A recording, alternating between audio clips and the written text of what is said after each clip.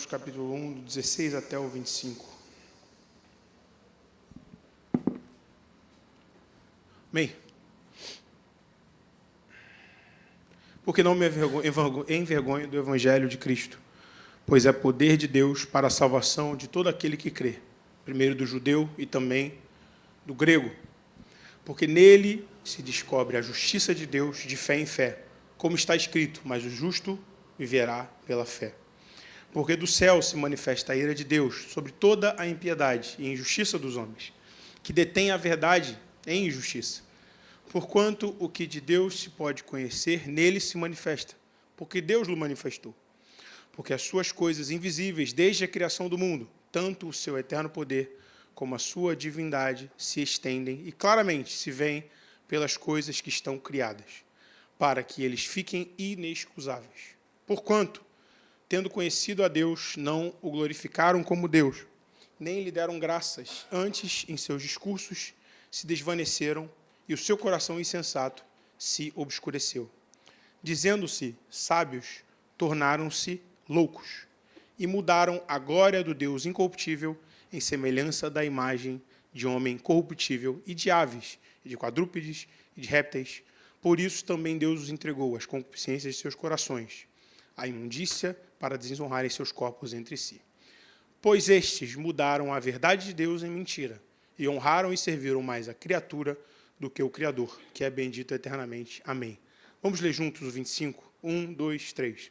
Pois estes mudaram a verdade de Deus em mentira, e honraram e serviram mais a criatura do que o Criador, que é bendito eternamente. Amém. Senhor Jesus, obrigado por estarmos na tua casa. Obrigado, Senhor, por tudo que já foi feito nesse culto, pela tua presença que está no nosso meio, pelos louvores que foram entoados, pela palavra introdutória que já tivemos aqui, que já foi bênção para os nossos corações, por chegarmos em paz, estarmos aqui mais um domingo em liberdade de adoração e de culto. Recebe agora, Senhor, esse momento de reflexão na tua palavra, nos ajuda, Senhor, a entender o que tens de falar com cada um de nós, que nós possamos sair daqui alimentados mais uma vez em nome de Jesus. Você pode tomar o seu lugar, meu irmão, amém? Feliz de estar mais uma vez aqui. Hoje eu não tive a pressão extra dos irmãos que quando vem que eu vou botar um blazer, aí ficam todo mundo me avisando, vai pregar hoje, hein? Porque eu não fui em casa, então não deu tempo de trazer o blazer nem a gravata. Então eu estou com a roupa desde cedo na rua, então aí hoje ninguém veio também me botar pressão. Vai pregar hoje. Então hoje eu vim disfarçado mais ou menos.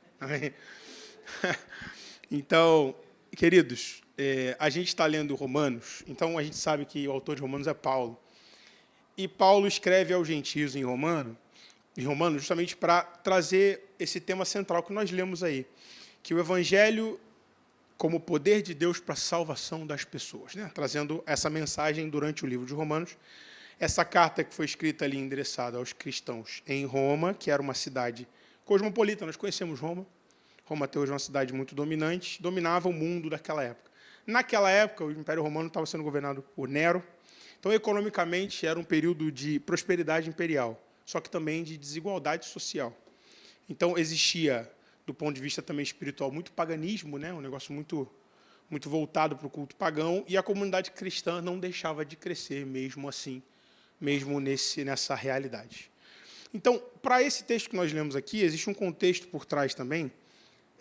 Cláudio, quando governou Roma antes, no ano 49 mais ou menos, ele emitiu um decreto que expulsou todos os judeus de lá. Então, quando nós vemos aqui o versículo, principalmente no final, o versículo 16, se eu não me engano, os judeus voltam e encontram uma igreja que já não tinha traço nenhum judaizante. Então, quando eles voltam, eles encontram uma igreja predominantemente gentílica, né?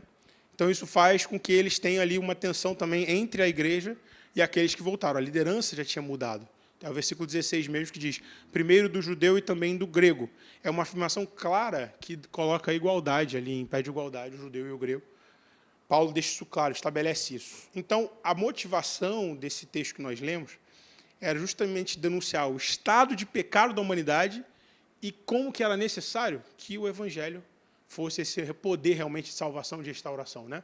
Primeiro, denunciar o estado que existia, e a gente leu aqui alguns versículos, e segundo, continuar trazendo a explicação do que era o poder do evangelho para poder restaurar aquelas pessoas. E aí, como que ele faz isso? Ele vai justamente, em primeiro lugar, ali nós lemos um diagnóstico, nós lemos um pedaço desse diagnóstico da humanidade, que é do 18 até o 23, e aí do 24 em diante ele vai mostrar as consequências daquele pecado, daquele tipo de envolvimento com o pecado, com a prática pecaminosa. Isso posto, o contexto posto, eu queria separar essa mensagem em 3 pontos. O primeiro é a gente entender essa equação espiral que Paulo constrói nesses versículos, né? Ele constrói uma equação de causa e efeito, que é um espiral que se repete aí 3 vezes aí no texto que nós lemos. Não só no texto que nós lemos, seguindo até o versículo 27. Dali até o 25 e um pouquinho após até o 27. Então, como que funciona, né? Você coloca para mim, por favor, o versículo 23. Obrigado, Valdeci. No versículo 23, ele vai falar de idolatria, né? Ele começa pelo versículo 23. Vamos ler o 23 aí rapidinho. E mudaram a glória do Deus incorruptível em semelhança da imagem de homem corruptível, e de aves, e de quadrúpedes, e de répteis. Então, ele deixa claro que as pessoas passaram a ser idólatras. E aí, como é que vem o versículo 24? Davi, coloca para mim. Pelo que também Deus os entregou. E aí vem o resultado, que é a corrupção moral. As concupiscências, aos desejos do seu coração e de imundícia. Quando nós continuamos lendo os próximos versículos, essa equação vai se repetir. Vai se repetir no versículo 25 e no versículo 27. Em todas as vezes que ela se repete, a palavra de Deus vai falar da mesma forma. Eles pecaram de certa forma, Deus os entrega, e por eles são entregues, eles vivem a consequência desse pecado. Tá? Então, essa espiral de Paulo se repete aí nos versículos que nós lemos. Então, em primeiro lugar, aí no versículo 23, eles são entregues aos pecados pela idolatria, depois eles rejeitam a verdade, que é o versículo 25, Deus os entrega no versículo 26, e o resultado está no 26 também. Coloca o 26, por favor. Que aí é justamente pelo que Deus os abandonou as paixões infames, porque até as suas mulheres mudaram o uso natural, no contrário à natureza. Então, quando a gente viu no início, o primeiro pecado é a idolatria. O que era muito característico da igreja de Roma? Era o culto idólatra ao império, né, ao imperador. Então, era algo muito corriqueiro naquela região que eles estavam. Então, isso faz parte desse escrito de Paulo. Ele traz à tona o que já acontecia naquela comunidade. Ele está indo diretamente contra o pecado deles. Segundo lugar, rejeitavam a verdade. E aí ele usa uma expressão muito clara aí, que é o contra a natureza. No estoicismo, na filosofia estoicista, eles usam essa expressão justamente para falar tudo que vai contra a moral deles. Então, era algo muito claro, para usar uma expressão que era muito clara para aquela sociedade, para eles entenderem do ponto de vista filosófico, Paulo era inteligentíssimo, né? Para eles entenderem do ponto de vista filosófico, quanto que aquilo era sério, ir contra a própria natureza. Então, aqui é o segundo pecado. Terceiro, degradação sexual, versículo 27, se puder colocar, por favor. Semelhantemente, também os varões, deixando o uso natural da mulher, se inflamarem em sua sensualidade uns para com os outros. Varão com varão, cometendo torpeza e recebendo de si mesmo a recompensa que convinha ao seu erro. Então, eles, no próprio corpo, passaram a receber a recompensa daquilo que eles faziam. Então, aí tem também uma questão física e psicológica. Então, por eles estarem agindo dessa forma, eles foram entregues, Deus os entregou ao seu próprio pecado, e, a partir disso, qual é o efeito disso? Eles passaram a viver a consequência do seu próprio erro. Do versículo 27 em diante, até o final do capítulo, a gente vai ver que isso se agrava. A gente vai ver diversos tipos de pecado, e vai ficando cada vez pior, cada vez pior, cada vez pior. Então, a frase Deus os entregou aparece 3 vezes nesse capítulo, versículo 24, 26 e 28, indicando que o julgamento de Deus era ativo. Então, permitia, Deus, o livre-arbítrio está claro aqui, né? Deus permitia que as pessoas tomassem as decisões que queriam, mas aquilo estava diretamente atrelado a uma consequência muito clara. Tá? Então, esse espiral aí de Paulo é para a gente entender como que o pecado vinha fazendo impacto em diversas esferas daquela sociedade. E como que isso tinha consequências claras. Porque aconteceu mais de uma vez, e ele mostra que todas as vezes Deus os entregou às suas próprias escolhas. Então, quando a gente olha para esse texto, quando a gente lê esse texto, quando a gente lê diversas passagens na Bíblia que mostram que, mesmo com a pregação da palavra, e quando a gente olha para os nossos dias, que pessoas conhecem a verdade, pessoas estão aqui dentro da igreja, e mesmo assim a gente às vezes peca, a gente tem dificuldade, a gente cai. Por quê? Por que isso acontece? Porque quando a gente pensa desse nível de depravação, isso, irmãos, 2000 anos atrás já estava assim. A gente sabe que hoje é daí para muito pior, né? Então, quando a gente olha a depravação constante do homem, isso vai acontecendo, isso não para, parece que cada vez mais piora, piora. A gente está vindo de uma semana aí atrás de denúncias de pedofilia no país inteiro, coisas muito sérias. Então, a gente está vendo como que as coisas estão avançando, avançando, avançando. Por que isso acontece? Vamos lá para Jeremias 17, versículo 9, para a gente entender como isso acontece e para onde isso vai, né? Jeremias 17, 9 diz assim: enganoso é o coração, mais do que todas as coisas, e perverso. Quem o conhecerá? Então, irmãos, a Bíblia, durante a leitura da palavra de Deus, a gente vê diversas vezes a centralidade que o coração tem em todo o texto bíblico, né? Como o coração é o centro da vida, é o centro das emoções, é o centro das decisões, que muitas vezes o coração também é relacionado à mente na Bíblia, dependendo do contexto que nós lemos. Então, a centralidade dessa palavra na Bíblia está voltada para isso. É o centro da vida física, da vida emocional, das decisões que nós temos que tomar, das atitudes que nós tomamos. Então, enquanto a gente está vendo aqui a palavra de Deus falar que enganoso é o coração, ou seja, tome cuidado com o seu coração, porque ele é enganoso, e não só enganoso, né? Ele adiciona um adjetivo muito pesado, e perverso. O que é a frase que nós mais ouvimos hoje ser falada no mundo quando fala de coração? Siga o seu coração. Pô. Quantas vezes a gente escuta isso, né? Não, siga o seu coração, você tem todo o direito. Aproveite sua vida, siga o seu coração. Irmãos, muitas vezes é o seu coração que vai puxar teu tapete. É o seu coração que vai fazer a gente errar. Porque o coração é enganoso, certo? Então, a gente tem que entender como que a Bíblia aqui está orientando sobre algo que ainda é muito sério. Então, o engano, esse engano que acontece, às vezes, das decisões do coração, dos desejos do coração, leva o homem a uma busca que é insaciável. O que o homem faz quando ele não encontra algo que satisfaça? Ele continua buscando outras fontes. Então, ele vai buscar os prazeres da vida, ele vai buscar o homem que não tem Deus, ele vai buscar o pecado em diversas fontes.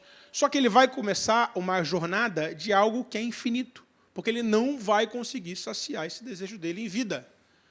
Porque a gente sabe que o interior do coração dos homens, do interior do coração dos homens, saem os maus pensamentos, os adultérios, as fornicações, os homicídios. Isso é Marcos 7, 21. Então, nós sabemos, nós entendemos a queda do homem, nós entendemos que o homem é pecador, nós somos pecadores. E nós necessitamos da misericórdia e da graça de Deus. Amém? Todos nós concordamos com isso. Então, hoje, o mundo que nós estamos inseridos é um mundo de pessoas que vivem numa constante e incessante busca por algo que possa trazer prazer, algo que possa trazer, mesmo que seja momentâneo, como a gente viu a igreja de Romanos. Diversos tipos de pecado, todos eles buscando prazer. A gente falou do paganismo no início, né? Então, como o paganismo era a realidade, muitos dos cultos da igreja de Roma eram associados a relações sexuais. Então, está muito claro ali, com a quantidade de pecados sexuais que Paulo deixa claro ali, né? Então, que ele ressalta. Então, fica estritamente definido que essa busca incessante, esse estado constante de busca, não vai trazer descanso para a alma de homem nenhum que não conhece a Deus. Vai ser algo que vai incessantemente trazer o pecado à tona e vai trazer prazeres efêmeros para a vida do homem. E essa busca incessante pode levar a vícios, leva a esgotamento físico, leva a esgotamento mental e vai trazer diversos males. Vai trazer ira, vai trazer amargura, vai colocar muita gente em depressão e vai colocar muita gente idolatrando coisas individuais, idolatrando no próprio coração, idolatrando posições, idolatrando ministérios, idolatrando pessoas, idolatrando dinheiro, idolatrando um monte de coisa. Porque as pessoas vão continuar buscando e não vão conseguir se saciar. Então, quando a gente fala de idolatria, que foi colocado aqui também como um dos pecados da igreja de Romanos, o que é um ídolo? O que é um ídolo? Quando a gente vê a Bíblia, é algo que é construído de matéria-prima, né? De algo físico. Um ídolo na Bíblia é algo que é de madeira, é de metal, é de minério, é algo que foi construído por mãos de homens.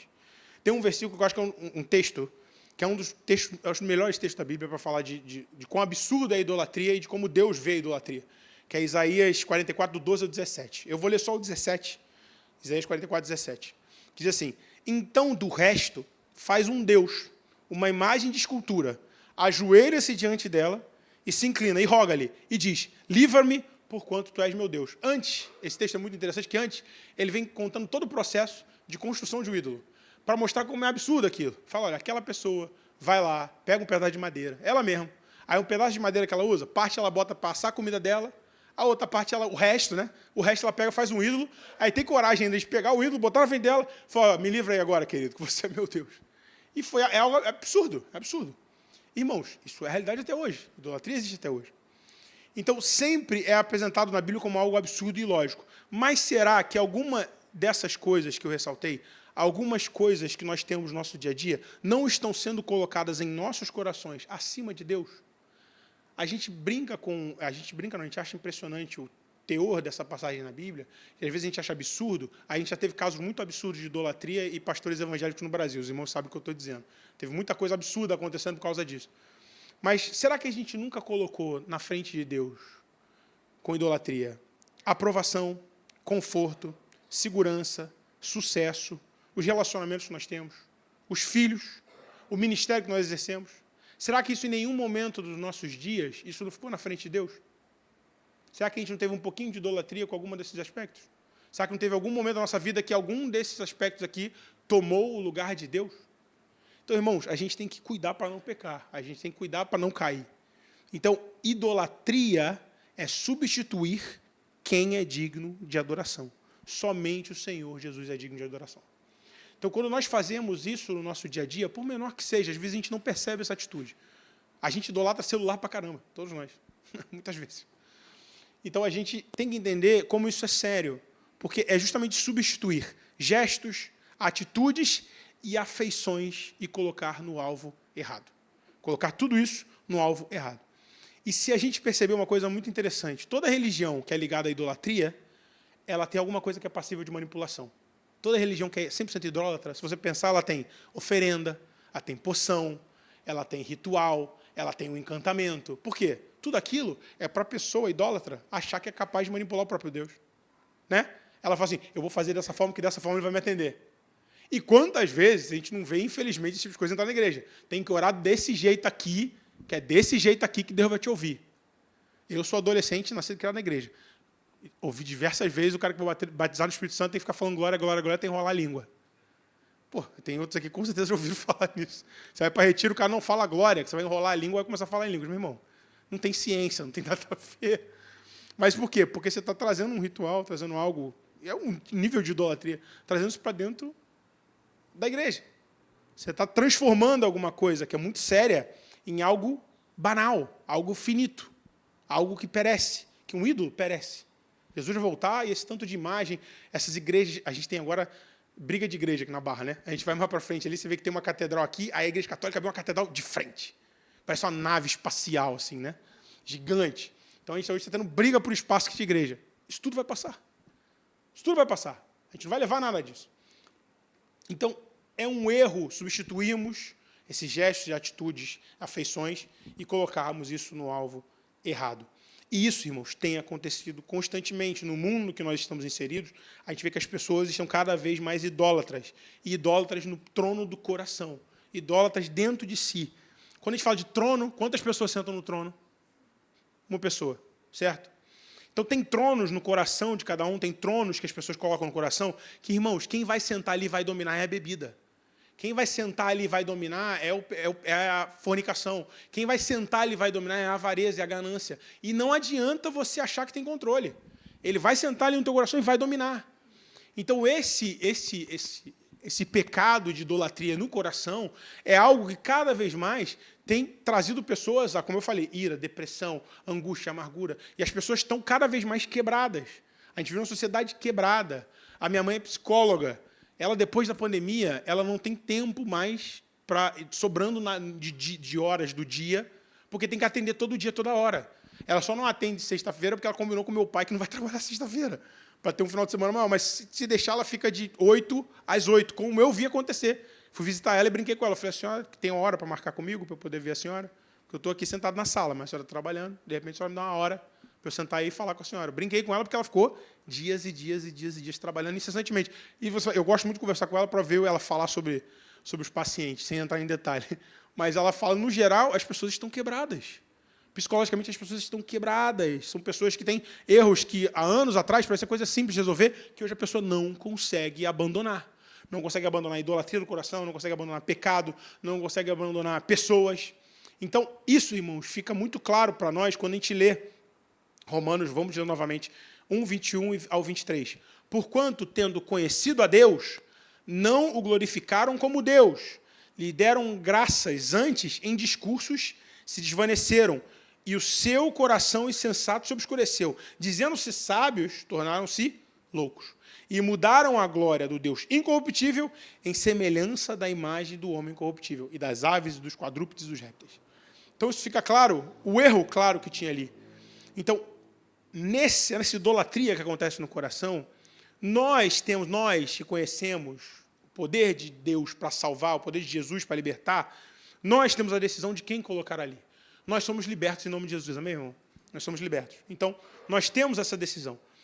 Essa pessoa, essa coisa que está ali, isso que está no nosso coração, o centro das nossas afeições, dos nossos desejos, nossa adoração, o que tem ocupado esse lugar? É isso que vai controlar suas atitudes, vai controlar suas reações sobre o que acontece na sua vida. Então, você se parece com o Deus que você serve. E não adianta correr disso. Não adianta. Se você serve dois deuses, o seu Deus verdadeiro vai ser diluído. Não adianta. Se você serve a dois deuses, não adianta. Ele vai ser diluído. Porque você se parece com aquilo que você serve. Então, qual era o plano original? Por que a gente chegou nesse nível? Qual era o plano original? Eclesiastes 3:11. Bota para mim, por favor, Davi. Tudo fez Deus formoso no seu devido tempo. Também pôs o mundo, ou a eternidade, né? Eu gosto dessa versão. Pôs a eternidade no coração deles, sem que o homem possa descobrir a obra que Deus fez desde o princípio até o fim. Dentro do teu coração, meu irmão, Deus colocou a eternidade. Por isso tem uma frase famosa, que eu gosto muito, é a frase que eu mais gosto do C.S. Lewis, que é: se eu encontro em mim desejos que nada nessa terra pode satisfazer, nada, a única explicação lógica é que eu fui feito para outro mundo. Se você tem algo no seu coração, o mundo vive em busca disso, né? O mundo vive buscando felicidade, não encontra. Porque aquilo tem que ser lógico, para nós é lógico, né? Para quem está com a visão enegrecida pelo pecado, não vai entender. Então vai ter gente que vai caminhar, e não vai achar nada que satisfaça o desejo. Porque a única explicação lógica que nós temos, se a eternidade foi colocada no nosso coração, a gente não é daqui. A gente não é daqui, a gente está aqui de passagem. A gente não é daqui, você não é daqui, eu não sou daqui. Não adianta viver buscando coisas terrenas se o que te aguarda é a eternidade. Não adianta viver com métricas humanas se o tempo de Deus é outro. Se a justiça de Deus é outra. Se o futuro com Deus é outro. Agostinho dizia assim: fizeste-nos para ti, e inquieto está o nosso coração, enquanto ele não repousa em ti. Irmãos, quantos de nós não vivemos uma vida muitas vezes inquieta? Quantos de nós não entendemos? É impossível a gente não ver que o mundo vive uma inquietude agora, que é quase incontrolável. É impossível a gente não olhar para o mundo que está lá fora e ver que as pessoas estão com estresse do último nível. Não tem como discutir com ninguém, não tem como conversar com ninguém, que é tudo vias de fato. A quantidade de coisa que a gente vê na sociedade hoje, qualquer coisinha, alguém dá tiro em alguém briga com alguém, dá soco em alguém, abandona alguém, mata alguém. Então, a gente vive numa sociedade que está tão estressada, que está tão no ponto de romper, que ela não entende que não existe descanso nas coisas do mundo. Não existe, não vai existir. Então, se você veio para cá achando que é a sua força que vai resolver o problema que você está enganado, meu irmão. Infelizmente. Se você acha que só você conversar e não orar por um cônjuge, por alguém que você conhece, por um parente seu, você não orar, dobrar seu joelho e pedir que o Senhor interceda, infelizmente você está errado. Ou você está no mínimo você está sozinho nessa batalha. No mínimo. Porque Deus colocou a eternidade no seu coração. O seu DNA, sua programação, seu hardwire ali, sua programação base, não é para aqui. Sua configuração é vertical, não é horizontal.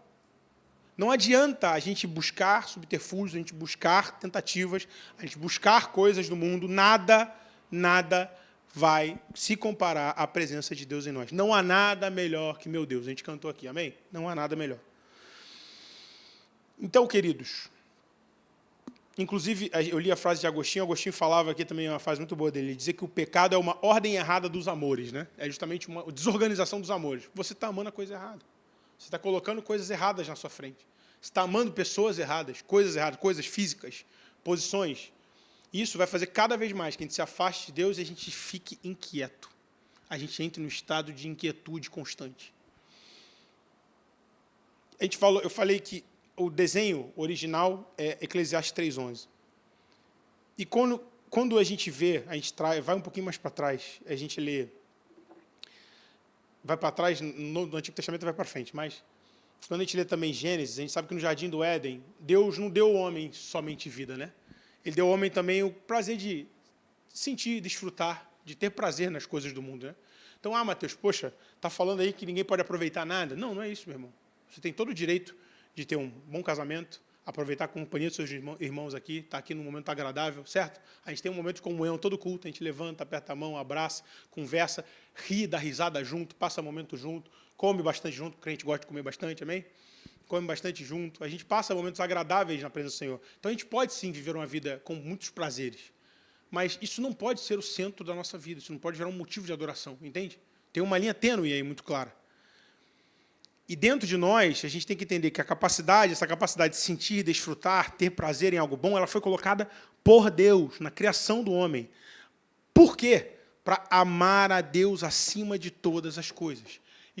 A expressão divina na nossa vida é a capacidade de a gente poder ter essa vida prazerosa. Isso é uma expressão do amor de Deus. Você poder ter uma vida aí com tua esposa, com teus filhos, aqui na igreja, aproveitando esse mundo que a gente vive uma cidade que tem tanta coisa boa para fazer. Isso é bondade de Deus. Isso é expressão divina do amor de Deus para o homem. Então, o desejo humano, ele é configurado para o alto, ele é algo infinito. Como que a gente exemplifica isso? Como o cervo, como a corça, brama pelas correntes das águas, assim suspira a minha alma por ti, ó Deus. Isso é algo visceral. Esse cervo, a corça, por que ela brama pelas fontes das águas? Se ela não beber água, ela morre. E também tem um fator claro, que o cervo, a corça desse texto, ele usa a água para tirar o próprio cheiro e para fugir dos predadores. Então, ele tem uma capacidade olfativa de distinguir a nascente do rio. Então, ele vai atrás da água pura para poder, primeiro, viver e, segundo, para poder sobreviver se algum perigo vier. Então, é algo que está no âmago dele. É algo que, quando a gente tem problema, a gente tem um inimigo nos atacando, para onde a gente vai? Para os pés do Senhor.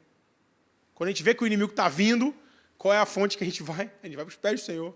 Como o servo busca essa fonte de água. Então, é algo, irmão, é algo muito, muito visceral, é algo que está dentro de nós. É necessário, é intrínseco. Só pode ser saciado por Deus. É a frase famosa do Nietzsche, não, do Dostoiévski, né?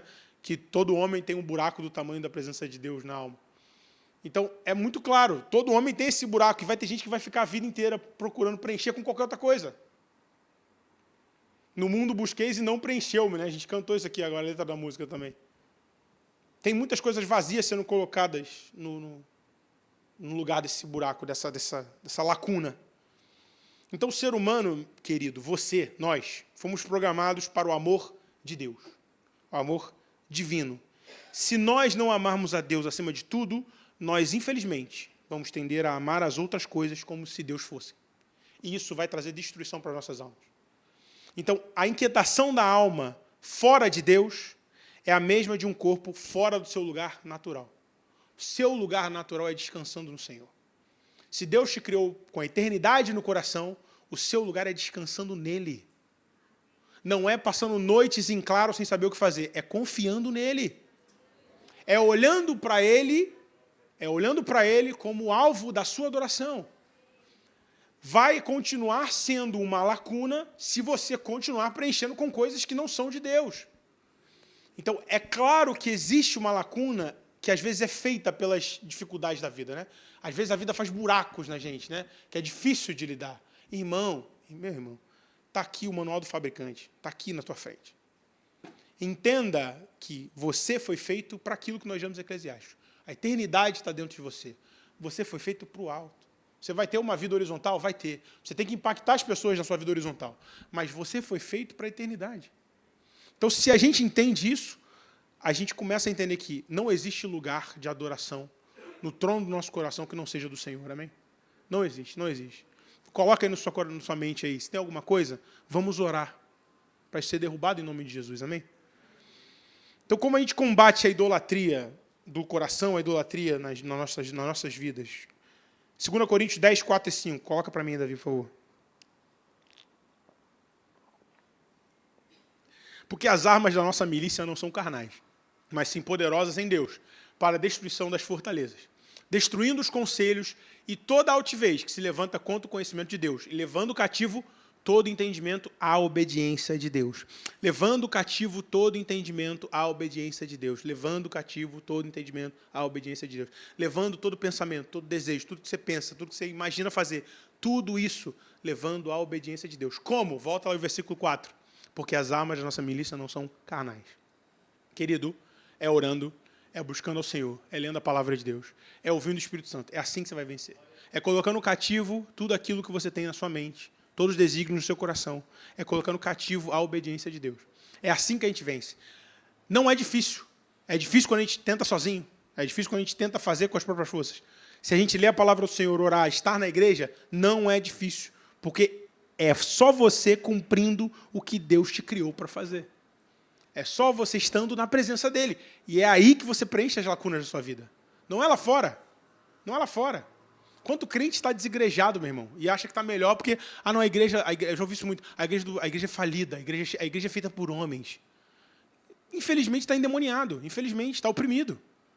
A gente sabe que aqui é o melhor lugar para nós estarmos, porque aqui, todas essas dificuldades, tudo que a gente vem aqui com anseios, com, Senhor, não sei o que fazer, dúvidas, a gente tem um lugar para encontrar salvação, solução, é na palavra de Deus, é no culto, é na adoração ao Senhor, amém? A luta contra os ídolos exige arrependimento genuíno, confissão clara, é deixar claro o que é, que eu tenho, a dificuldade é essa, Senhor. E substituição do ídolo por adoração verdadeira. Louvai ao Senhor, porque Ele é bom, porque a sua benignidade dura para sempre.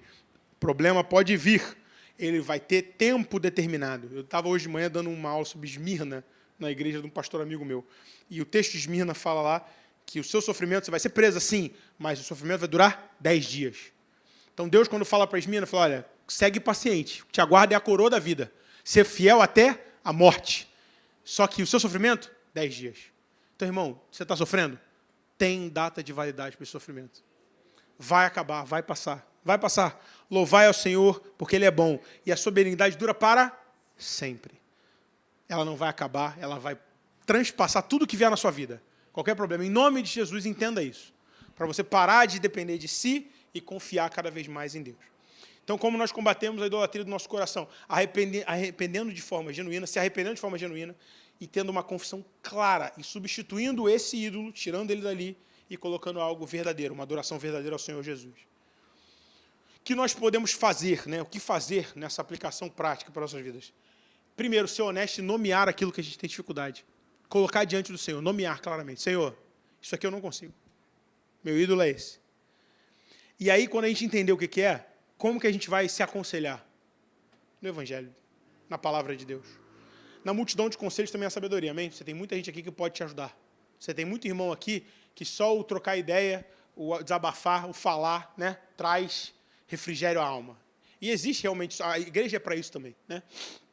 Mas, em primeiro lugar, você tem na tua mão aí, você tem no seu celular, você tem a capacidade clara de confrontar esses problemas com a verdade do Evangelho. Direcionar o seu coração à centralidade de Cristo Jesus. O trono do seu coração só tem um lugar, lembre-se disso. Praticar oração de entrega e ter uma devoção sincera. Se, pois, o Filho vos libertar, verdadeiramente sereis livres. É o Filho de Deus que nos liberta. Amém? Não é o pastor Ferreira, não é o pastor Paulo, não sou eu, não é vir todo culto, não é chegar mais cedo, não é ter uma posição, não é ter dinheiro, posses, não é ser o melhor dos melhores dos melhores. Quem liberta é Jesus Cristo. Amém? Vamos concluir, já está na hora. Como podemos, então, dominar os nossos desejos e alinhar a nossa adoração com esse alvo certo? O amor de Cristo é a solução. E o amor de Cristo, ele, em primeiro lugar, retira, restaura e reorganiza. Os que são de Cristo crucificaram a carne com as suas paixões e concupiscências. Nós falamos que o pecado deles era os desejos do coração, né? Eles eram descontrolados nas concupiscências dele. Então, os que são de Cristo crucificaram a carne. Assim que, se alguém está em Cristo, nova criatura é. As coisas velhas já passaram e tudo se fez novo. O que está te acusando aí, meu irmão, entrega nas mãos do Senhor, já passou. Em nome de Jesus. Amém? Então, o amor de Cristo retira, restaura e reorganiza. Segundo lugar, ele reposiciona os nossos afetos, para aquilo que nós gastamos o nosso amor, para que Deus seja o centro. O amor de Cristo tem que ser o centro. Pensai nas coisas que são de cima, do alto, e não nas que são da terra. Não troquemos a eternidade por coisas finitas, mas buscai primeiro o reino de Deus e a sua justiça, e todas essas coisas serão acrescentadas. Então, ele retira, restaura, reorganiza, reposiciona os nossos afetos, e essa restauração, ela gera descanso e ordem interior. E a paz de Deus, que excede todo entendimento, guardará os vossos corações e os vossos pensamentos em Cristo Jesus. Deixo-vos a minha paz, a minha paz vos dou. Não vos la dou como o mundo dá. Não é a paz do mundo. Não é a paz de ter uma conta bancária cheia. Não é a paz de achar que na sua posição você é intocável. Não é a paz de achar que algo físico vai te dar... Às vezes, as pessoas que confiam em carros e em cavalos, né, como a gente lê na palavra de Deus. Não se turbe o vosso coração, nem se atemorize. E, por último, para a gente finalizar, vinde a mim, todos que estáis cansados e oprimidos, e eu vos aliviarei. Tomai sobre vós o meu jugo, e aprendei de mim, que sou manso e humilde de coração, e encontrarei descanso para as vossas almas. Amém? Deus tem isso para nós, meu irmão, amém? Sei que às vezes a gente chega na igreja com muito peso, né? Com muita coisa que a gente tem que entregar diante do Senhor. Então vamos orar? Vamos orar? Eu queria pedir a ajuda do Lídio aqui para tocar aqui rapidinho. Você fica de pé no seu lugar, amém? Vamos orar, vamos orar.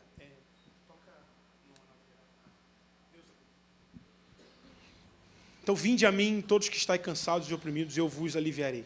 Se você está aí me ouvindo aqui, ou quem está na internet ouvindo a gente, tem tanta gente vendo os vídeos, graças a Deus por isso. Tem gente que está em casa porque não quis vir na igreja e Deus te pegou nesse vídeo aí, você não querendo vir na igreja. Amém? Então, querido, se você está cansado, oprimido, não sabe o que fazer, tem uma luta que você acha que não vai vencer, coloca isso diante do Senhor nessa noite, amém? Coloca isso diante do Senhor, porque é Ele que vai trazer alívio para a sua alma. O descanso verdadeiro das nossas almas está na presença do Senhor, somente na presença do Senhor. Vamos orar? Senhor Jesus, eu te agradeço por esse momento, na tua presença. Eu te agradeço, Senhor, pela vida dos meus irmãos. Eu te agradeço pela oportunidade que nós temos de meditar na tua palavra, Senhor. E eu te peço, em nome de Jesus, que o teu Espírito Santo venha agora tocar, Senhor, poderosamente a vida dos meus irmãos. Senhor, quem quer que esteja ouvindo essa mensagem, aqui, em qualquer outro lugar, pela internet, Pai, pessoas que não estão aqui hoje à noite porque estão passando por dificuldades emocionais, estão passando por depressão, estão passando por momentos de ira, momentos de dúvida, momentos de luta, Senhor, incessante, que tem parecido difícil, cada vez pior. Pai, em nome de Jesus, o descanso para as nossas almas está em Ti. Nos ajuda a preencher as lacunas da nossa vida com a Tua presença, Senhor.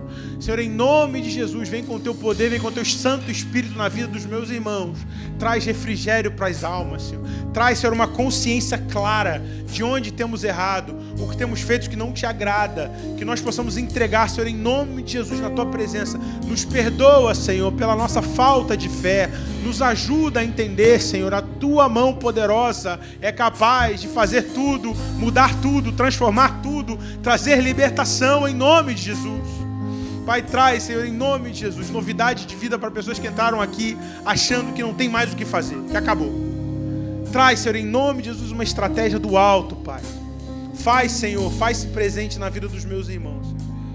Faz-se presente, se revela a cada um através da Tua palavra, através dos conselhos na igreja, através, Senhor, da oração. Pai, em nome de Jesus, fica conosco, Senhor. Nós Te agradecemos, Senhor. Somos gratos por tudo, Senhor.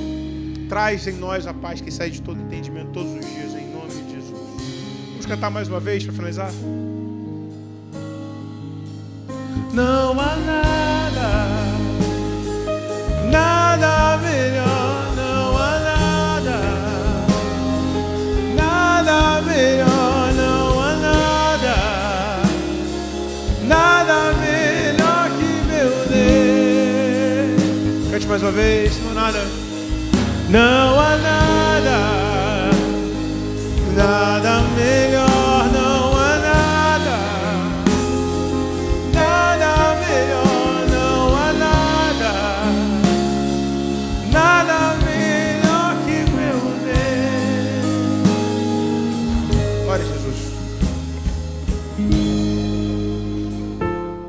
Olá, paz do Senhor Jesus. Obrigado por ter ouvido a mensagem desta noite e assistido o culto conosco, mesmo à distância, através desse instrumento abençoado que é a internet, que muitas vezes é usada para o mal, mas pode ser usada muito para o bem, e uma das formas de abençoar vidas através da internet é transmitir a mensagem de Deus em formas como essa que nós fazemos, transmitindo cultos, louvores que engrandecem ao Senhor, que trazem mensagens abençoadas e pregação da palavra de Deus.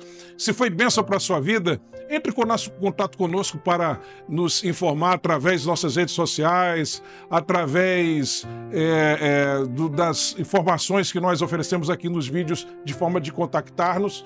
E se você não aceitou Jesus ainda como o Senhor de sua vida, tome um posicionamento hoje, entregue a tua vida ao Senhor, confia nele e ele o mais fará. Se você precisa de oração, também entre em contato conosco através dos nossos contatos, nossas redes sociais, e nós vamos com certeza estar intercedendo por você. E visite-nos também.